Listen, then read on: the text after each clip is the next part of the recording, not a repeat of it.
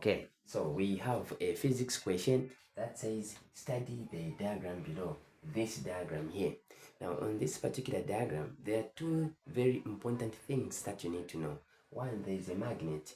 A magnet is just a metallic substance which attracts other materials, okay? Now the other thing is there is a circuit here.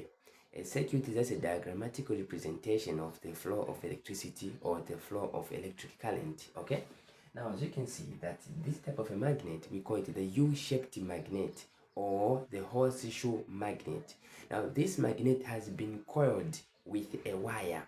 This here has been coiled with a wire. This, you see, it represents the batteries. These arrows you see, they represent the direction of the current, okay?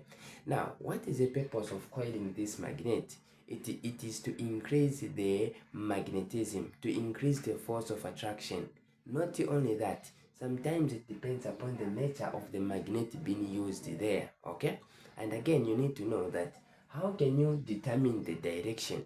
Now, the direction of the current help us to understand the poles, because the magnet is made up of the south pole and the north pole. So, whenever you see the direction coming out like this, it simply means B here, it is the what? The north pole.